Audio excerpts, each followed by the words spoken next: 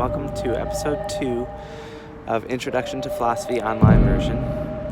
I'm sitting out at what they call the BU Beach.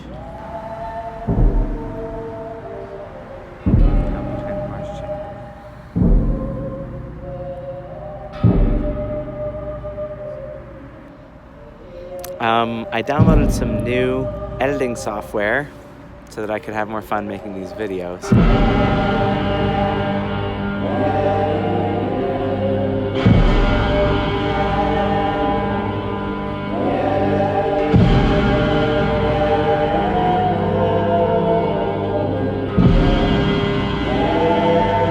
So you might have noticed how the opening titles had some extra.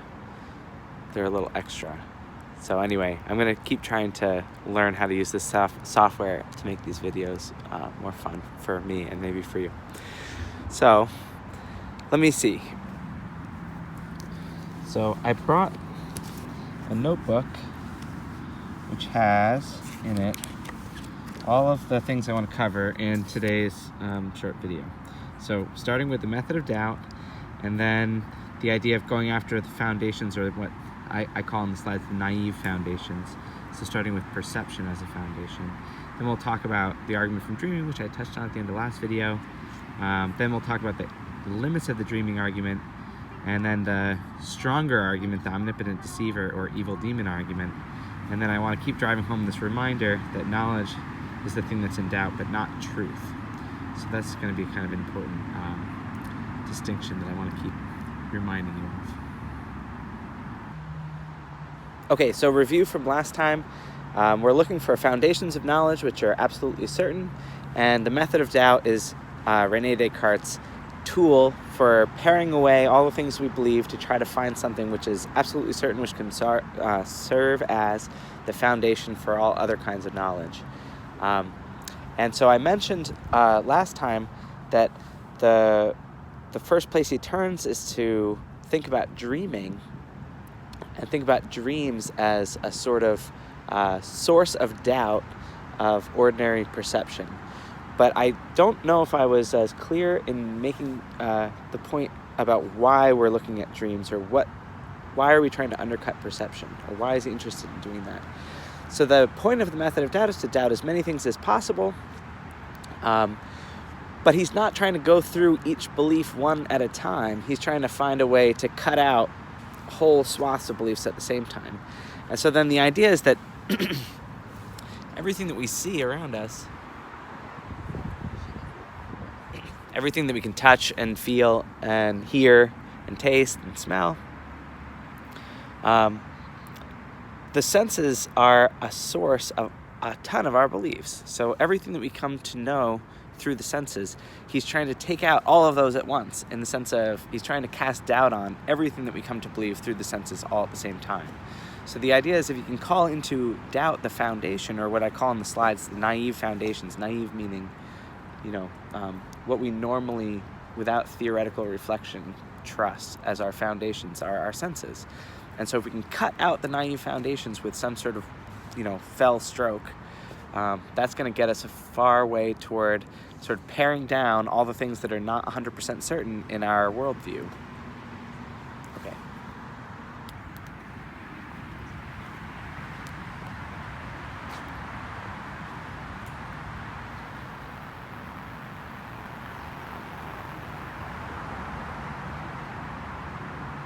So much of what we see here, you just take it for granted. Like, there's a light post, there's a tree. These are my naive foundations. I perceive things, or I take myself to perceive them, and I think that they're really there. I believe the world is pretty much the way that it looks. But if I'm dreaming this, then there's no aerial lift here, there's no trees, there's no cars, there's no river.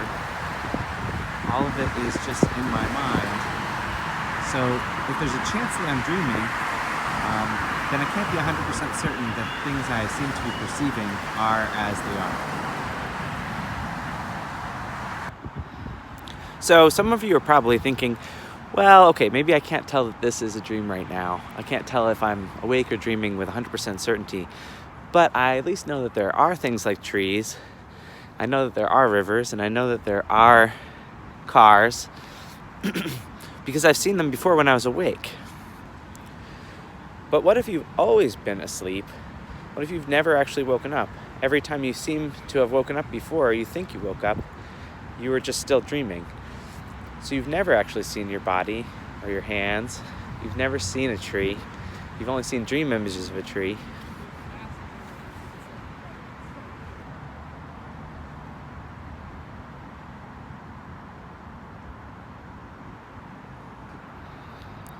So the point is, the dream argument doesn't just take care of the things you're currently perceiving, but it casts doubt on everything you've ever perceived.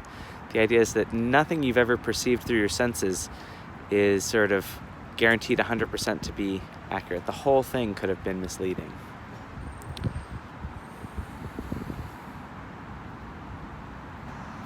So then the question is, does this get us all the way to everything that we could possibly doubt? In order to answer this question, Descartes asks, well, is there anything that we could still count as knowing, even if we can't rule out the possibility that our whole lives have been dreams? So maybe something like mathematics. So even if I'm dreaming right now, say I don't know that I've ever even woken up before. So I could have my whole existence has been a dream, but even in that case, I still know that 2 + 2 = 4. The triangles have 3 sides. I know that there's no largest natural number. And even if I never woke up, I could still think to myself, well, for any number, there must be a bigger number.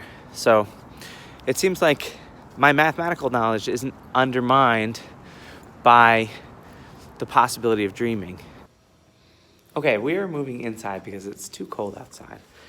We're now on the top floor of STH, which has a really nice view of where we just were down by the Marsh Chapel. And there's the Smoot Bridge and Boston skyline. Okay,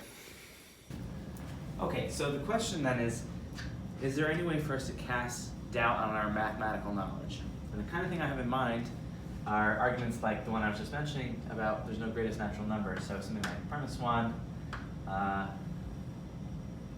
let n be the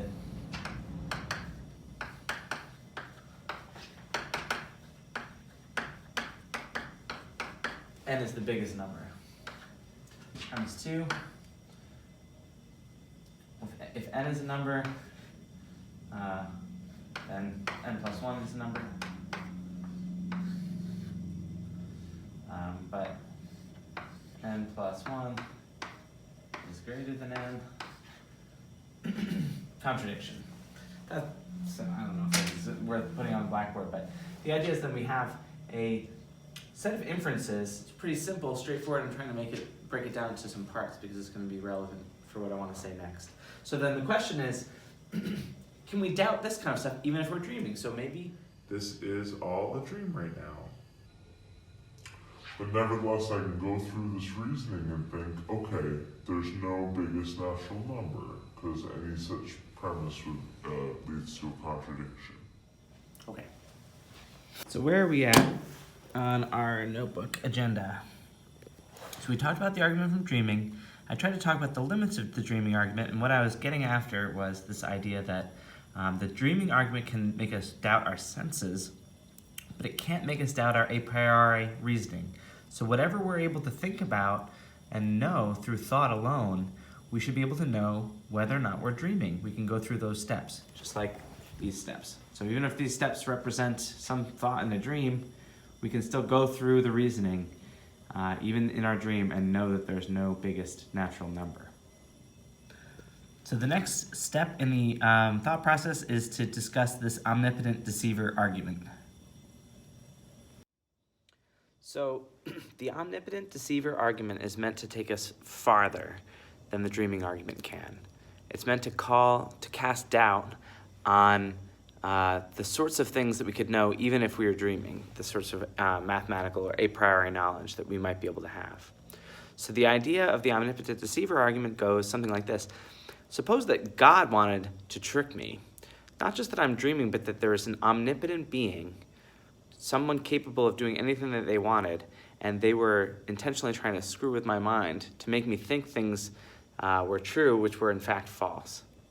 So for example, suppose that there really is a biggest natural number, and somehow or other this omnipotent deceiver is messing with my thought process. And the idea is, couldn't God, if God wanted to, convince me to have false beliefs or go through false reasoning process, invalid reasoning process? So when I look at this argument over here, and I see, looks like it's backwards on the screen, but, right. So this reminds me of this idea that people have said that stuff appears backwards in dreams. I don't think I believe that. I can read stuff in my dreams, so. But anyway, the idea is if I'm going through the steps of the argument, to me, each step of the way, it seems plausible, or it seems like I'm following the rules, or I'm reasoning according to some rational, consistent principle. But then the idea from the evil deceiver argument is that if there's this omnipotent being, if God wanted to, couldn't God convince me or implant this feeling of certainty in going through the reasoning, the steps of reasoning in the argument, when in fact the argument's invalid and doesn't lead where it seems to lead? Okay, so a reminder, the point here is not that somehow we should start thinking that there's a greatest natural number. We're not actually finding any particular reason to doubt our belief.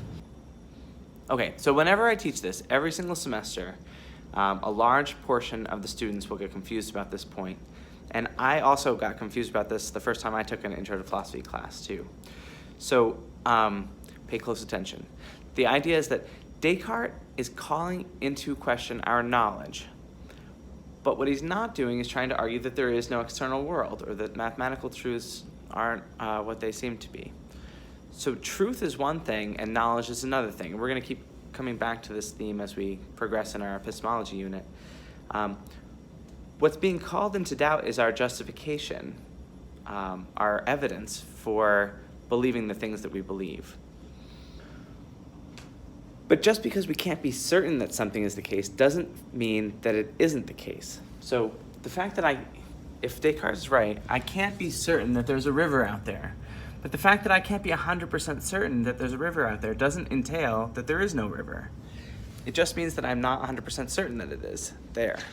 So, so the point of the method of doubt is to conjure up as many doubts as possible. And the omnipotent deceiver argument and the argument from dreaming help us to find some reason to doubt pretty much every belief you can think of, and that's the point. But the last thing that I wanted to emphasize here is that there's a difference between showing that there's some reason to doubt a belief and showing that the belief is false. So what we're not doing is showing that all of the thoughts and beliefs that we normally have are false.